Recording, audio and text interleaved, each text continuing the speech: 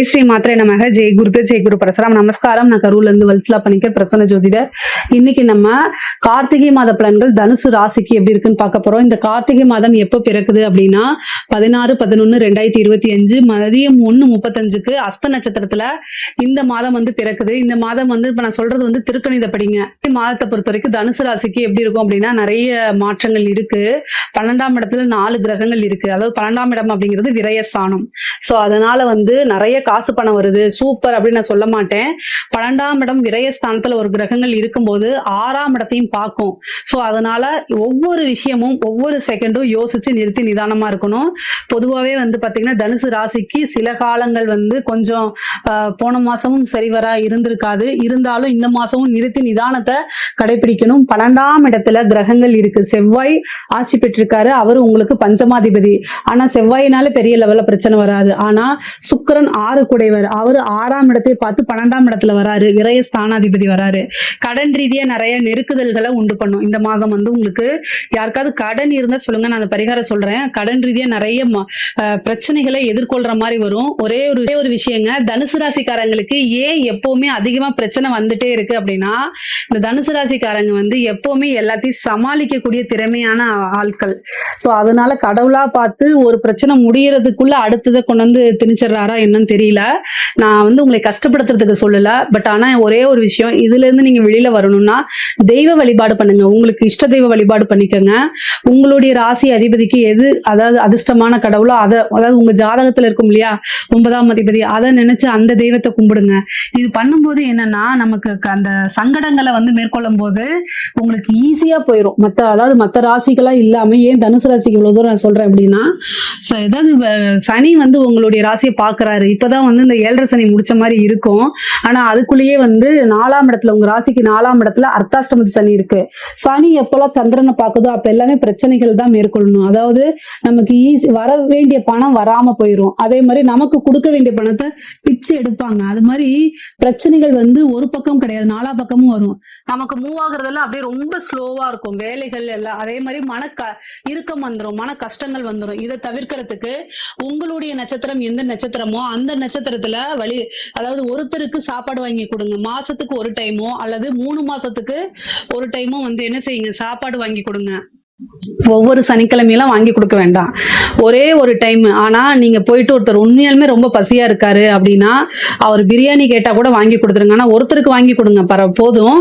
நீங்க உங்க ஃப்ரெண்ட்ஸுக்கு அல்லது வந்து உங்க தெரிஞ்சவங்களுக்கு வாங்கி கொடுக்கறதுலாம் தானம் கிடையாது. தானம் அப்படின்னா முகம் தெரியாத நபர்கள், அவங்களுக்கும் நமக்கு எந்த விதத்திலயுமே சம்பந்தமே இருக்கக்கூடாது. அப்படி கொடுக்கறதுக்கு பேர் தான் தானம். சரிங்களா? நமக்கு எந்த விதத்திலயும் ஃப்ரெண்ட்ஸாவோ ரிலேஷனாவோ இருக்கக்கூடாது. ஸோ இந்த மாதிரி கொடுக்கும் போது என்னன்னா உங்களுக்கு அந்த புணர்ப்பு தோஷம்ங்கிறது வேலை செய்யாதுங்க. ஏன்னா சனி சந்திரன் பார்க்கும்போது இந்த தோஷம் புணர்ப்பு தோஷமா மாறும். இதை வந்து தவிர்க்கிறதுக்கு அன்னதானம் பண்ணுங்க. அது ரொம்ப ரொம்ப நல்லது. முக்கியமா வந்து 12ஆம் இடத்துல நிறைய கிரகங்கள் இருக்கனால கடன் ரீதியாக இருக்கக்கூடிய பிரச்சனைகள், அதே மாதிரி தொழில வந்து பாத்தீங்கன்னா நீங்க நல்லா கவனிக்கல அப்படின்னா விரயமாகிறதுக்கு இந்த மாதிரி அமைப்புகள் இருக்கு. அதனால கவனமாக இருக்கணும். ஒவ்வொரு முடிவு எடுக்கும் போது ரொம்ப ரொம்ப கவனமாக இருக்கணும். மன குழப்பங்கள் வருதா அப்படின்னா பொறுமை காத்து மெடிடேஷன் பண்ணுங்க. உங்களுடைய நலமிருமை கிட்ட கேட்டு ஆலோசனை பண்ணிட்டு அதுக்கப்புறம் அவங்க ஆலோசனைப்படி நீங்க நடக்கணும்னு அவசியம் இல்லை. உங்களுடைய மனசுக்கு எது தப்பு அப்படின்னு அவங்க கிட்ட ஆலோசனை கேட்டதுக்கு அப்புறம் உங்களுக்கு தோணும். அந்த முடிவை எடுத்து நீங்க என்ன செய்யுங்க, இம்ப்ளிமெண்ட் பண்ணிக்கோங்க. பொதுவாகவே 12ஆம் இடத்துல கிரகங்கள் இருக்கிறது வந்து விரயம் மட்டும் கிடையாது, இன்வெஸ்ட்மெண்ட்டும் கூட. சரி, இந்த டைம்ல நான் பிசினஸ் ஸ்டார்ட் பண்ணலாமா அப்படின்னா உங்களுடைய சுய ஜாதகத்துல தொழில் ஸ்தானம் எப்படி இருக்குன்னு பார்த்துட்டு ஸ்டார்ட் பண்ணுங்க. ஆனா இன்வெஸ்ட்மெண்ட் பண்றதுக்கு இது நல்ல டைம் தான். 12ஆம் இடத்துல கிரகங்கள் இருக்கனால ஏதாவது ஒரு விரயம் ஏற்படும். ஆனா அதை நீங்க சுப விரயமா மாத்திக்கலாம். அதே மாதிரி பூர்வீக ஸ்தானத்துல இருக்கக்கூடிய சொத்துக்கள் அந்த பிரச்சனைகள்லாம் நீங்க போது. இவ்வளவு நாளா வந்து இந்த தொழில் வந்து மந்த நிலையில இருந்திருக்கும். இப்ப தொழில் வந்து கொஞ்சம் கொஞ்சமா இம்ப்ரூவ் ஆகிறதுக்கு உண்டான அமைப்புகளும் வருது. கொஞ்சம் நீங்க கூடுதலான பலன்களை போட்டு முயற்சி பண்ணீங்கன்னா பண்ண முடியும். அதே மாதிரி தொழில் ரீதியா நீங்க என்னன்னா வெளிநாடு வெளிமாநிலம் செல்லக்கூடிய அமைப்புகள் இருக்கு. அலைச்சல் சம அலைச்சலா இருக்கும். ஐயோ அப்படின்னு வந்து உங்களால முடியவே முடியாது, அந்த மாதிரி அலைச்சலா இருக்கும். ஆனா கவனமாக இருந்துக்கணும். நிறைய காசு பணம் வருது அப்படின்னா அதை எல்லாமே ப்ராப்பரான இன்வெஸ்ட்மெண்ட்டா நீங்க மாத்தணும். முக்கியமா வண்டி வாகனங்களை ஓட்டும்போது ரொம்ப கவனமாக இருக்கணும். அதே மாதிரி உத்தியோகத்துல இருக்கவங்களுக்கு இது சூப்பரான டைம். தொழில் ரீதியாக தான் கொஞ்சம் இது, ஆனா உத்தியோகத்துல இருக்கவங்களுக்கு நிறைய நன்மைகள் இருக்கு. 12ல இருந்து நிறைய கிரகங்கள் 6 பாக்குது. அப்ப வந்து என்னன்னா 6ஆம் இடம்ங்கிறது உத்தியோகஸ்தானம். நீங்க இவ்வளவு நாளா பண்ணிட்டு இருந்த சர்வீஸ் பிடிச்சு அதுக்கப்புறம் ப்ரொமோஷன் உங்களுக்கு கிடைக்கலாம், அல்லது உங்களுடைய பாஸை உங்களை பாராட்டி ஒரு ஹெட் ஆஃபீஸ்க்கு ப்ரொமோட் பண்றது, அதே மாதிரி சேலரி இன்க்ரிமெண்ட் பண்ணி கொடுக்கறது, கொஞ்சம் சம் ஆஃப் அவங்களுடைய நம்பிக்கையை சம்பாதிக்கிறது, ஒரு நல்ல பிளேஸ்ல உட்கார்றது, இந்த மாதிரி விஷயங்கள் உங்களுக்கு தொழில் ரீதியாகவும் சரி உத்தியோக ரீதியாகவும் சரி. ஆனா அலைச்சல்கள் உறுதி, ஒர்க் பர்டன் நிறைய இருக்கும். இதுக்கு எல்லாமே வந்து நீங்க தயங்கக்கூடாது, இதெல்லாம் செய்யுங்க. அதுக்குண்டான பலாபலன்கள் கட்டாயம் உறுதியாக உங்களுக்கு வந்துருங்க. படிக்கக்கூடிய குழந்தைங்களுக்கு படிப்புல நல்ல மார்க் எடுக்கிறது, மதிப்பெண்கள் எடுக்கிறது, ஆர்வம், புத்தி கூர்மை, ஞாபக திறன், உங்களுக்கே செல்ஃபா மோட்டிவேட் பண்ணி படிக்கக்கூடிய அமைப்புகள்லாம் வருது. உயர்கல்வியில இருக்கவங்களுக்கு எல்லாம் நல்ல இடத்துல பிளேஸ்மெண்ட் ஆகிறது, நல்ல ரேங்க் ஹோல்டரா வர்றது, இந்த மாதிரி அமைப்புகள் இருக்கு. முக்கியமா வந்து பாத்தீங்கன்னா இந்த சிவில் சர்வீஸ் இந்த மாதிரி எழுதிட்டு இருக்கவங்களுக்கு ஒரு நல்ல அமைப்புகள் இருக்கு. முயற்சியை எப்பவுமே கைவிடாதீங்க. ஒரு நல்ல அமைப்பு ஒரு அதிர்ஷ்டமா தேடி வர்றதுக்கு உண்டான அமைப்புகள் இருக்கு. அதே மாதிரி பெண்களை பொறுத்த வரைக்கும், தனுசு ராசியில் இருக்கக்கூடிய பெண்களை பொறுத்த வரைக்கும் கணவன் மனைவியிடையே சிறு சிறு வாக்குவாதங்கள், சண்டைகள் இதெல்லாம் வரும். அலட்சியமான பேச்சுக்களை தவிர்க்கிறது நல்லது. பொதுவாகவே ஆணாக இருந்தால் கணவனாக இருந்தால் மனைவி கிட்டையும், மனைவியாக இருந்தால் கணவன் கிட்டையும் ஒருவரை ஒருவர் வந்து அனுசரிச்சு போகணும். வாக்குவாதங்கள் இருக்கு அப்படின்னா அமைதியா இருந்துட்டா கொஞ்சம் நேரம் கழிச்சு அதுவே சரியா போகும். இல்லை அப்படின்னு ஒருத்தருக்கு ஒருத்தர் அதிகமா பேசிட்டே போகும்போது அது ஒரு பெரிய பிரச்சனையாகி கோர்ட்டு கேஸ், பஞ்சாயத்து, வெளிநபர்களுடைய தலையீடு இது மாதிரிலாம் வந்துடும். பொதுவாகவே ஒரு குடும்பம் அல்லது கணவன் மனைவியாக நீங்க இருக்கும்போது வெளிநபர்களுடைய தலையீடுகள் இருந்தா அந்த லைஃப் வந்து நல்லாவே இருக்காது, அது வேற மாதிரி போயிடும். ஸோ அதனால உங்களுக்கு நேரங்காலம் சரியில்லை அப்படின்னா நம்மளுடைய பிரச்சனைகளை நம்பிக்கைக்குரியவர்கள் அப்படின்னு சொல்லக்கூடியவங்க யாரு அப்படின்னா உங்களுடைய அப்பா அம்மா, அதை தாண்டி சகோதரனோ அல்லது சகோதரியோ தான். இவங்களை தாண்டி வேற எங்கேயுமே உங்களோட பிரச்சனை என்னோட ஹஸ்பண்ட் இப்படி இருக்காரு அப்படிங்கிறதுல போய் சொல்லிடாதீங்க. அது எப்பவுமே உங்களுக்கு பிரச்சனைகளாத்தான் மாறுமே தவிர ஒருபோதும் நன்மையை கொடுக்காது. பெண்கள் எப்பொழுதுமே இதை கத்துக்கணும்.